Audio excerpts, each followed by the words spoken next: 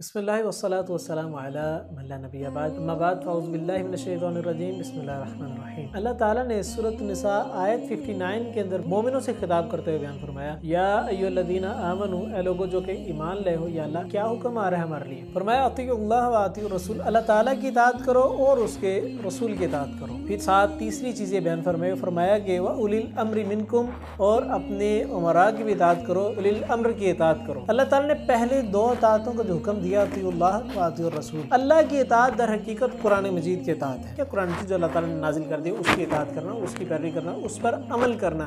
अमल तब करेंगे जब उसको पढ़ेंगे सही तरीके से पढ़ना सीखेंगे, फिर उसको समझेंगे, फिर उसके बाद अमल की बारी आती है, फिर उसके बाद तबलीग की बारी आती है। चार चीजें उससे होंगी तब अतीउल्लाह कंप्लीट होगा। फिर फरमाया अतीउर रसूल, और रसूल की भी इताअत करो। अब रसूल की इताअत करना, आज रसूलुल्लाह सल्लल्लाहु अलैहि वसल्लम हमारे दरमियान मौजूद तो नहीं, तो रसूल की इताअत कैसे होगी।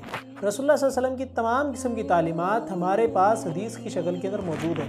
अल्लाह ताला ने फरमाया वातिउर रसूल, और रसूल की भी इताअत करो, यानी कि रसूल की इताअत से मुराद यह है कि उनकी तालीमात की इताअत करो। उनकी तालीमात की इताअत करेंगे तो ऑटोमेटिकली रसूल की इताअत हो जाएगी। और तालीमात जो उनसे अल्लाह ताला की तरफ से नाजिल करते हैं, अल्लाह ताला की तरफ से बयान करते हैं, अल्लाह ताला की तरफ से उनके अंदर इल्का की गई है, तो इससे मुराद ये हुआ कि रसूल की इताअत ही दर हकीकत अल्लाह ताला की इताअत है। ये दोनों चीजें आपस में एक ही होगी। आगे बयान फरमाया वो उलिल अम्रि मिनकुम, और अपने उमरा की भी, अपने उलिल अम्र की भी इताअत करो। आप देखिए पहली दो अताअत अतीउल्लाह व अतीउर रसूल, दोनों अताअतें गैर मशरूत हैं, यानी बगैर किसी कंडीशन के हैं, अनकंडीशनली हैं। तीसरी इताअत जो सी है उलिल अम्र की, वहाँ पर अतीउ का तज़किरा नहीं किया, अताअत करने का तज़किरा नहीं किया, वहाँ पर सीधा कहा कि उनकी बात मानो। ठीक है, यानी ये जो सी ना मशरूत है। मशरूत किस तरीके से फरमाया, फ़इन तनाज़अतुम फ़ी शैइन फ़रुद्दूहु इलल्लाहि व रसूल इन कुंतुम तुमिनूना बिल्लाहि वल यौमिल आखिर। फरमाया कि ये कंडीशनल इस तरीके से इताअत ये होगी उलिल अम्र की कि तुम इनकी तमाम किस्म की बातों को मानोगे, अगर जो उनसे है ये तुम्हें कोई ऐसी बात का हुक्म दे जिस बात का ताल्लुक शरीयत के साथ नहीं है, या किताबुल्लाह व सुन्नत रसूलुल्लाह की मुखालफत के अंदर आता है। अल्लाह ताला की किताब कुरान मजीद और रसूलुल्लाह सल्लल्लाहु अलैहि वसल्लम की तालीमात हदीस के मुकाबले के अंदर कोई बात आती है, फिर फरमाया फरुद्दूहु इलल्लाहि व रसूल, तो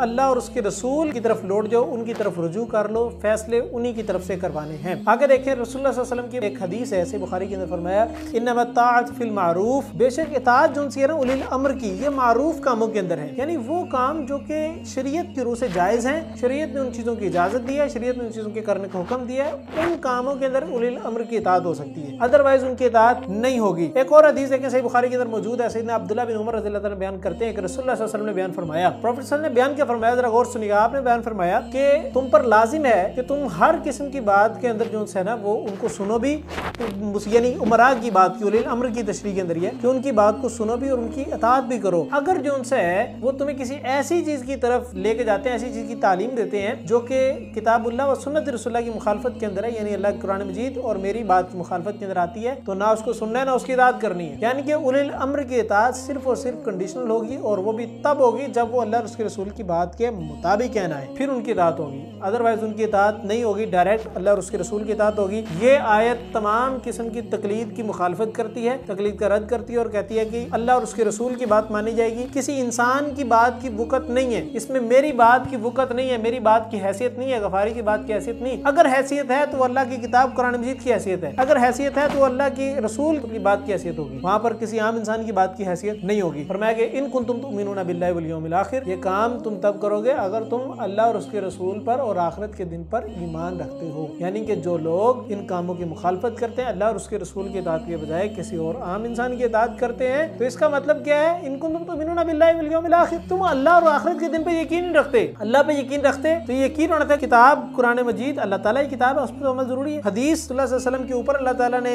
कोई इल्का की, उनके दिल के अंदर बातें लाए अल्लाह ताला, तो वो अल्लाह के रसूल ने बातें बयान की है, तो वो हदीस है, यानी वो भी अल्लाह ताला की तरफ से नाजिल करदा ही है। दोनों चीजें जो सी हैं वो अल्लाह ताला पर ईमान रखने के अंदर शामिल है। फरमाया वल यौमिल आखिर, आखिरत के दिन पर भी यकीन रखो कि अगर तुम यहाँ पर झगड़े फसाद करते हो, किसी आम इंसान की बातों की इताअत के अंदर आते हो अल्लाह और उसके रसूल के मुकाबले में, तो याद रखो क़यामत वाला दिन भी कायम होना ही है। क़यामत के दिन जो है वो हिसाब किताब बराबर किया जाएगा। फरमाया ज़ालिका खैरुन व अहसनु तअवीला, ये बात याद रखो तुम्हारे लिए बड़ी बेहतर है, व अहसनु तअवीला, और ये इंजाम के लिहाज से बड़ी अच्छी बात है कि तुम ये ना सोचो कि यार आखिरत में पता नहीं क्या बनेगा। हम सोचते हैं कि हम जो है ना किसी खास शख्स की तकलीद करें, किसी खास इमाम की तकलीद कर लें तो हमारे लिए आखिरत के निजात का सबब बन जाएगा।